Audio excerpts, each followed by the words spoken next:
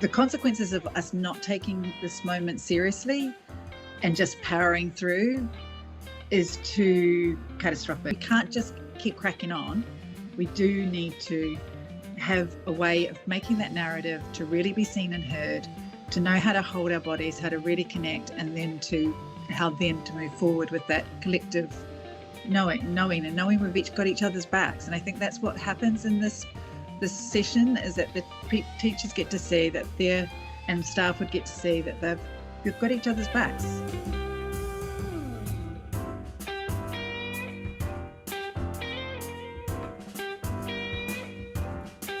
I'm here with Vanessa McHardy, who is a leading integrative child and adolescent psychotherapist with 18 years of experience, specifically in the areas of bringing life skills for mental health and well-being. She develops them into programs and has worked in schools virtually all over the world. She did a lot of work in the UK before you came back here. But your experience is fundamentally focused around the well-being of children through their educational experience. And by doing that, you don't only work with children, you have some extraordinary programs that have built confidence and, that buzzword, emotional resilience.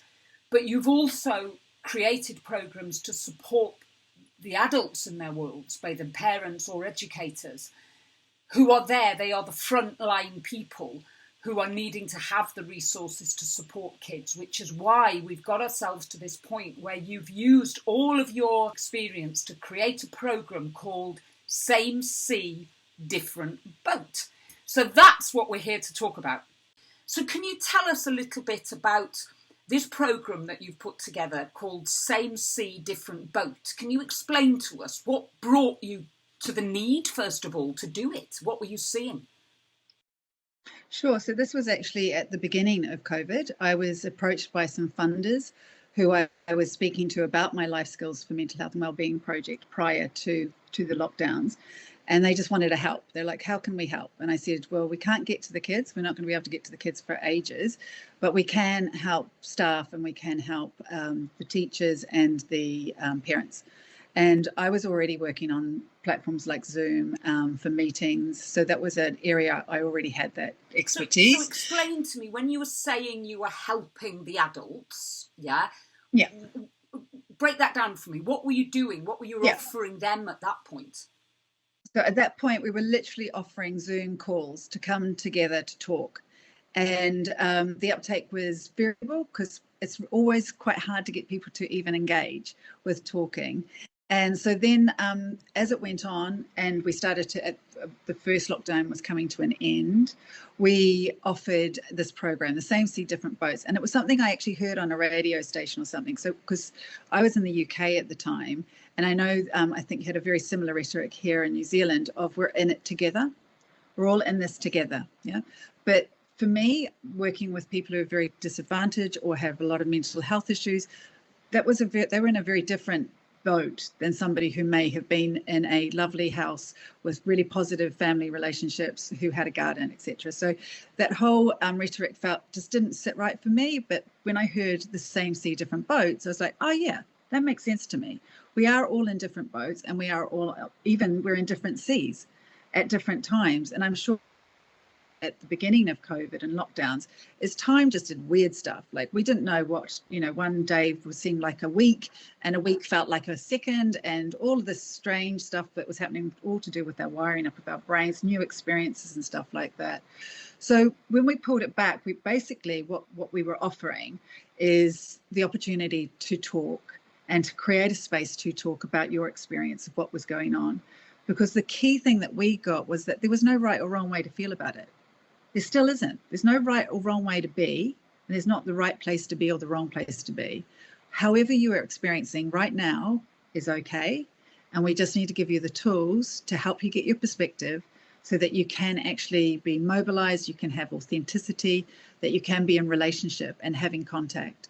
And what happens with the actual project is you do come together, and we do make boats. Just in the staff training, it's literally, just pens and paper on Zoom. So it's all done on Zoom at this stage. I have done it in person, but it both have benefits. And then you share. So we go into the breakout rooms and you just talk. And what I recently did a training in-house at Waihi Beach, and what I noticed is the staff are just desperate to talk. They just want to talk, and they just want to hear what other people are going through and how they have experienced it, without any politics, without any opinion, which I think has been, another part of this whole experience. But to just sit there and hear that somebody else found the beginning like this, they found the middle like that, and right now this is where they're at. And that's a very powerful space just to create. To me, Vanessa, it's very interesting to me personally when you talk about people having a space to be heard. Explain to us now, from your perspective, what is listening and talking and sharing? Because I think we all, again, we presume that it's light and fluffy. Yeah, well, what's that going to do? Well, I actually know that it changes everything. So explain, in the context of this same sea, different boat, what is it? Yeah, it's funny you should say that, because literally when we were doing the first bit of sharing recently, and they were talking, obviously, and I said, it looks like talking, doesn't it? Looks like just talking. But actually it's like you said, it's a fundamental need to connect. You're getting your lovely doses of hormones, you're getting dopamine, you're getting oxytocin, all of these things that our bodies are just releasing, going, oh, I'm in connection, I'm being seen, I'm being heard.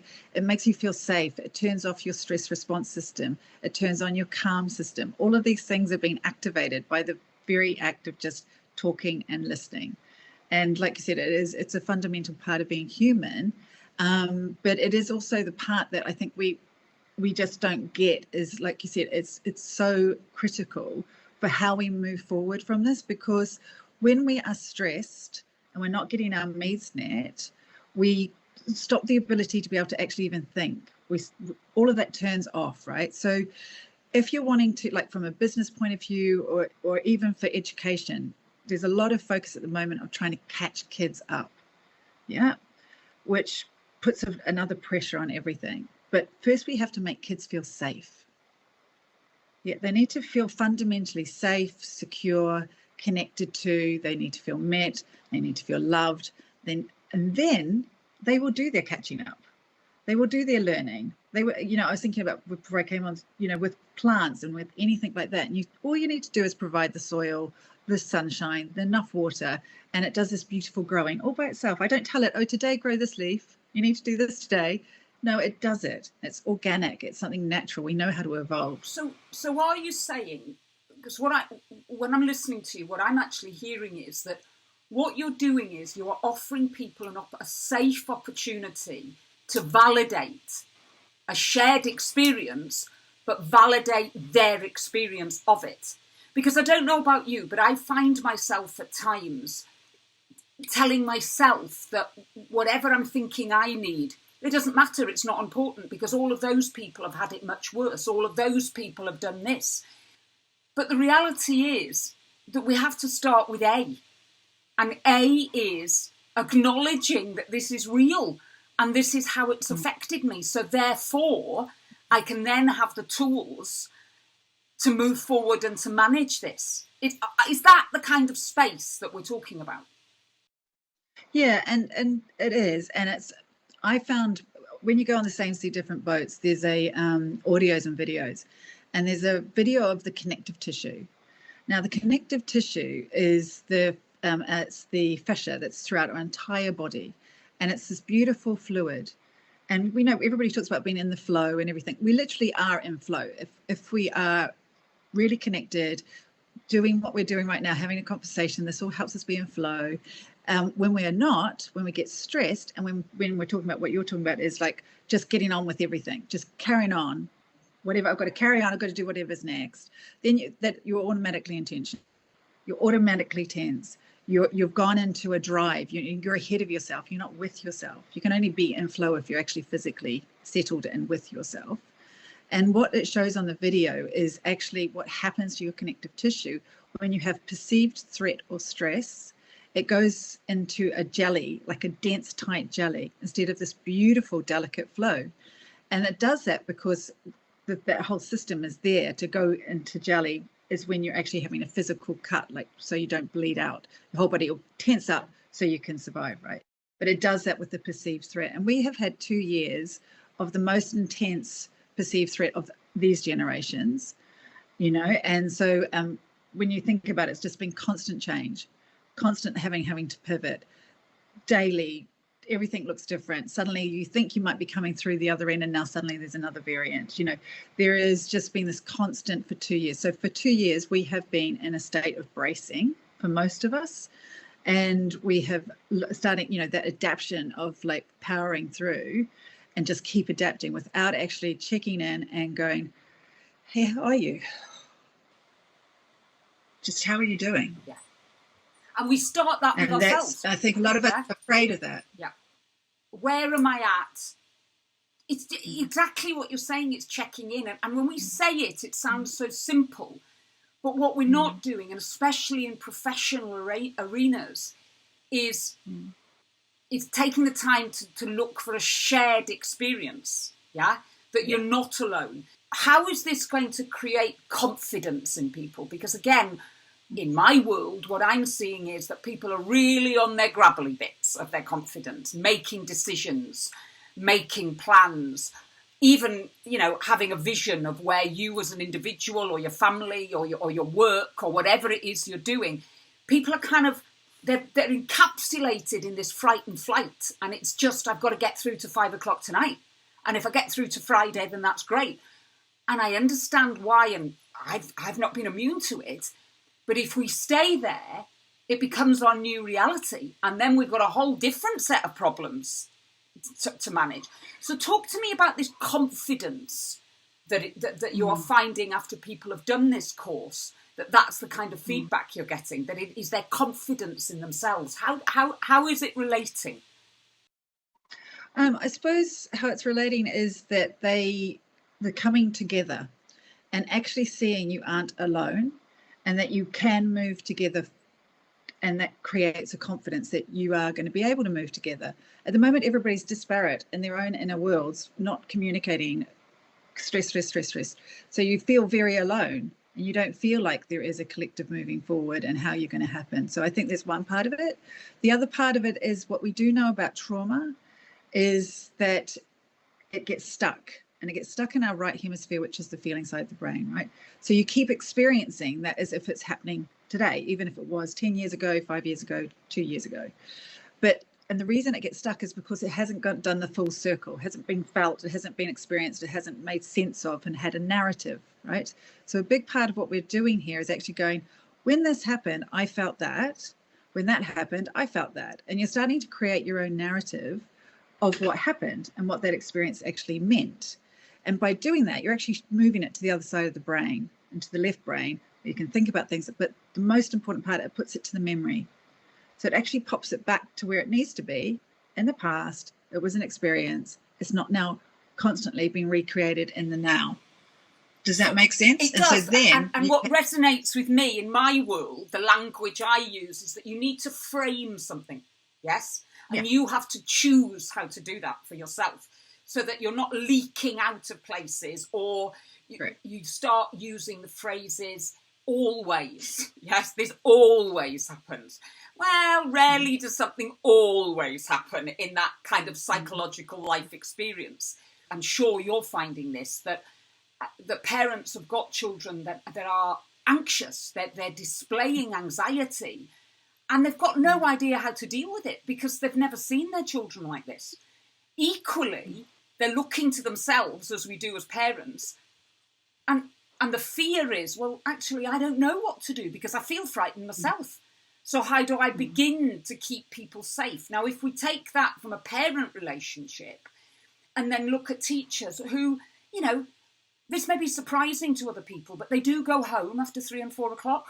They do have families and lives, and they're walking from that world of trying to absorb all that anxiety, and again, the phrase I use is acting out that people are doing, and then they're having to go to their own homes and be the parents, be partners.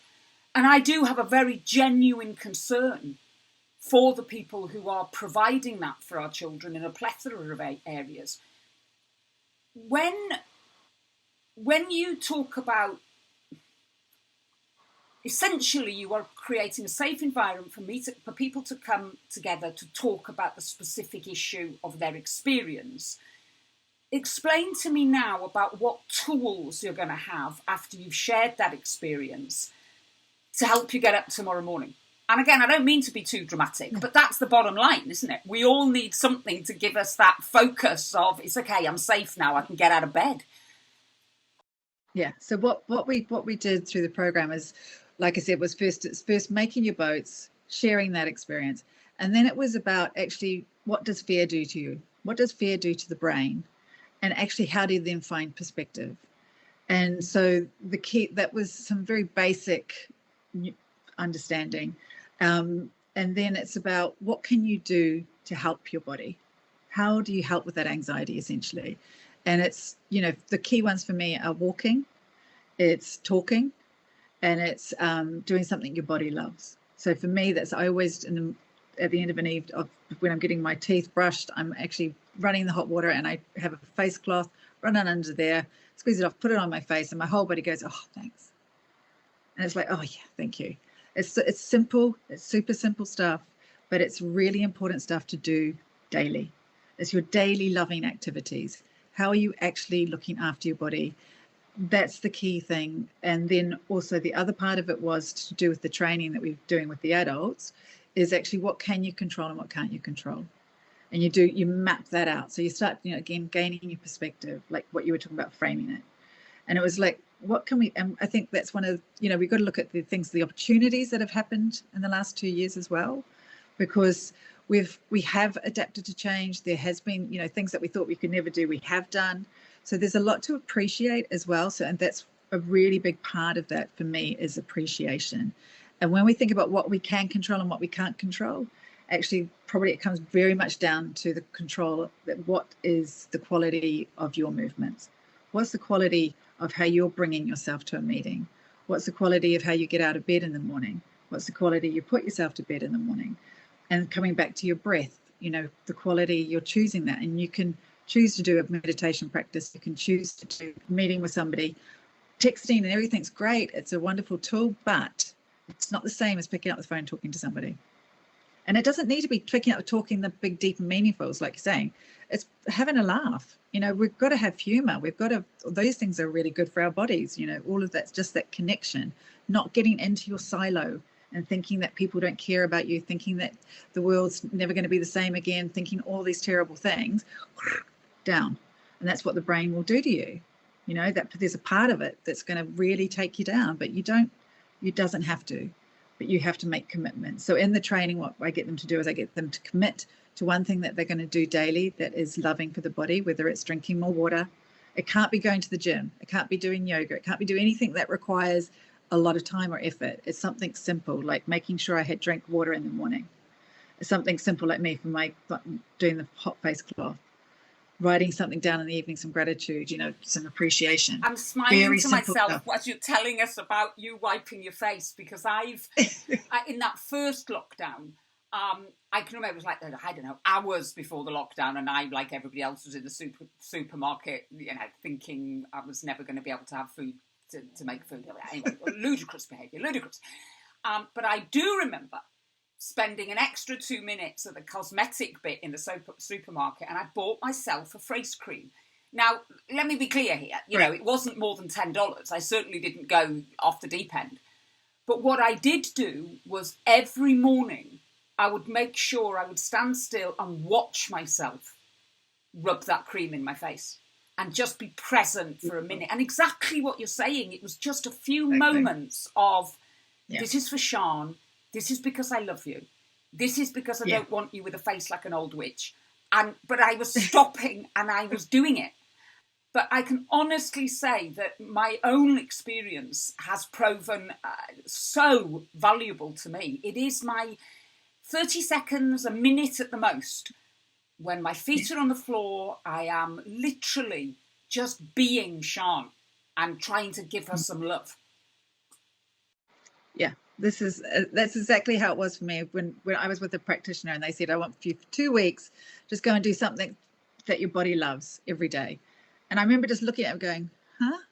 Like, what? He goes, well, your body likes to be warm. And I'm like, huh? It's like, like if you're out and it's cold, take an extra jumper so you can be warm. Or when you get out of your bed and you're in the night to go for the loo, make sure your slippers are there. So you put your feet in your slippers and they're not on the cold floor. That's sort of very simple, very basic stuff. But it's just like going, I want to take care of you. And it's small and it's simple, and it can be frightening, which can bring up stuff, and that's okay. But we are the grown-ups, we can do it, and we can make those very small differences in that consistency.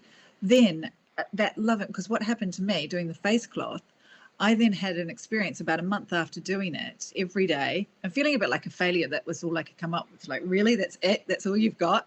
But I did it, and I got off the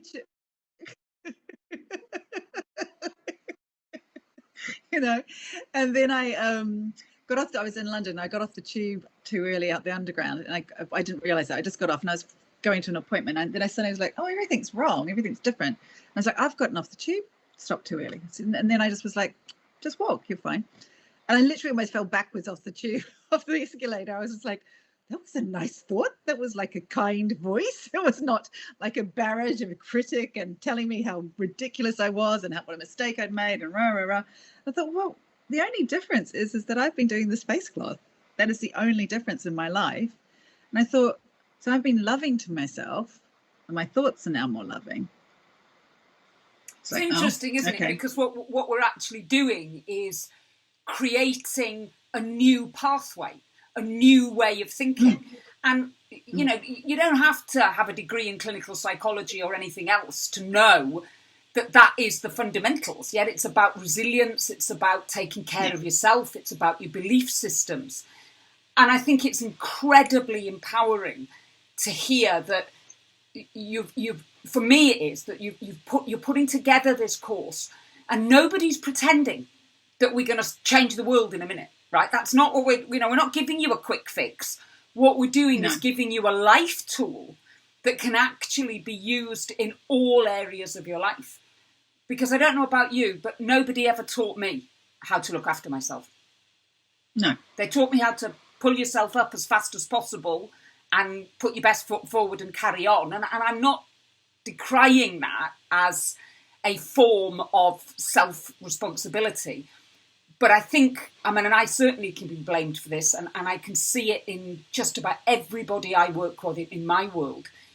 It's giving yourself permission to take responsibility for yourself. That it's not about whipping yourself or taking apart all your history. It's about here, now, today.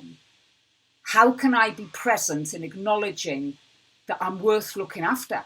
Because if I don't do it, then everything I'm responsible for is going to fall apart. And I think in the area of education, they are a particular tribe of human beings who give on a level the energy that it must take to be present and to care and protect for so many people at any one time. And I think we all sometimes need to stop and remember that. Just what they are doing. They are holding a whole part of society together. And I want to congratulate you for doing this. So tell us now, where can people get hold of you? How do they find out more about this programme? It's got its own website, and on that there's resources for teachers that they can download. So separate lesson plans to support. And there's also, like I said, the videos and audios about the connective tissue. And there's connective tissue exercises, which are super simple. So it's just super gentle, rhythmic, small movements. And I got a physiotherapist to do little videos that the teachers can actually use in classrooms for children, but then there's also the ones for the adults. So that's for the corporate and business, they can hook into those ones as well. But it is super simple. It's for the very time poor teacher. And it's, and it's super practical. So that is what it's designed for. It's not like 25 minutes staring, spot on a flame. This is super practical. It's about you, like you said, taking responsibility, and the consequences of us not taking this moment seriously and just powering through is too catastrophic, because the statistics are sobering. I don't know if you've seen, there was an OECD report which showed there were 50% increases. Mental health illness had doubled in 18 to 29-year-olds in 1 year. Divorce has gone up by 30%. Murder has gone up by 30%. Violence has gone up by 50%. You know, these are huge numbers. And so we can't just keep cracking on. We do need to have a way of making that narrative to really be seen and heard, to know how to hold our bodies, how to really connect, and then to move forward with that collective knowing we've each got each other's backs. And I think that's what happens in this session, is that the teachers get to see that and staff would get to see that they've got each other's backs. They're all in it. We are all in it together, you know. Yeah, and the word that comes to my mind immediately is that elixir of empathy, that I'm not alone, that other people are having challenges, experiences, and I think that actually is the central point of what you're doing. I mean, you have an immense empathy for young people and the adults who stand up and choose to step into that world to care, protect and educate them. Vanessa, thank you so much for sharing all of this. And I know, for one, and I'm pretty sure anybody who has just watched or listened to this will come away with more than a teaspoon of hope that actually we are going to be okay, that everything hasn't gone dreadfully wrong, and there are opportunities for us to care for ourselves, care for others, and to learn from this in a positive way. So from my perspective, thank you. I feel a lot more hope, and I really am so proud to be able to support you in doing this. Because again, if we all collectively, all of us who do have a passion for the care and protection, if we all lean in and again help each other to do that work of supporting people in what is a really, really, really emotionally tough time for all of us. Thank you. Thank you so much for sharing. Thank you, Sian.